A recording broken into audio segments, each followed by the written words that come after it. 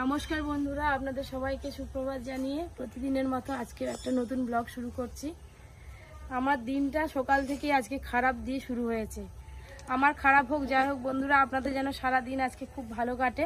এই দেখুন আমাদের উনানের অবস্থা দেখুন, পপি কিচেনে রান্নাঘরে।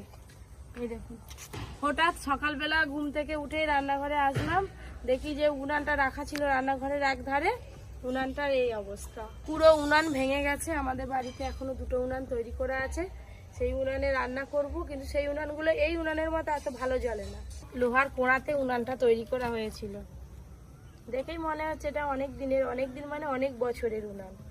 এটা মায়া পড়ে গেছিল উনানটার প্রতি। রান্নাঘরটা পরিষ্কার করে ফেললাম, যাই ঘরে যাই, এবার দেখি পরি আর সবাই কি করছে।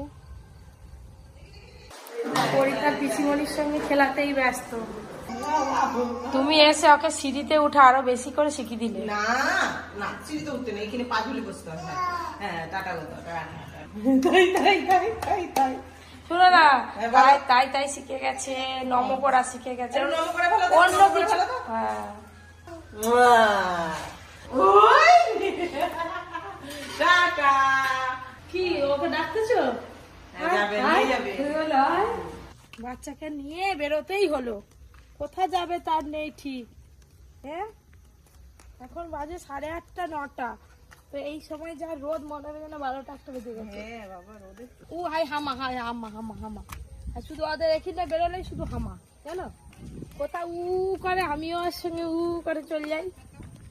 কেন কিসের লজ্জা? তুমি তো আমাদের ঘরকে যাবে। আমি দেখছি তখন খাচ্ছি বলে পালিয়ে এলাম। শুধু আঙুল দিয়ে উ দেখাচ্ছে, জানো ঘরে একদম খাই না। কোথায় যাবি তুই? রোজ যে কি করো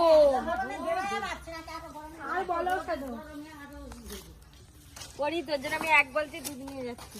তোমাদের ঘরে কটা গরু আছে আগে বলো? 4টে। তবু বেরোবে, জানো কিরকম করতে। হ্যাঁ, কালকে সকালবেলা আমাকে বলতে যে হাই হাম্বা, হাই হাম্বা, হাই হাই। হ্যাঁ, পালিয়ে আসো বাবা, ঘেমের চা। এখনই তো চিংড়ি লোফা ধরে পুকুরে ছেড়ে দিলে, বর্ষাকালে প্রচুর সেদিন নদীর ওপর গেলাম, সব মেয়েগুলো এতখানি করে গোলা ডুবি হ্যাঁ, মিন ধরতেছে। সবাই মাকে ডাকতেছে, কেউ আর বাবাকে ডাকেনি।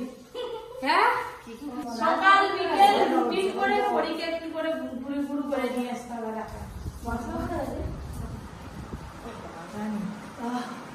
আজকে বাজার থেকে ডিম নিয়ে আসা হয়েছে, আজকে ডিমের রেসিপি হবে, আর সাথে মোচা আছে, মোচা রেসিপিও হবে, মোচা বাড়িতে হবে মনে হচ্ছে। আর এখানে আছে ভেন্ডি আর টমেটো। আজকে কোনো রকম মাছ আসেনি আমাদের বাড়িতে।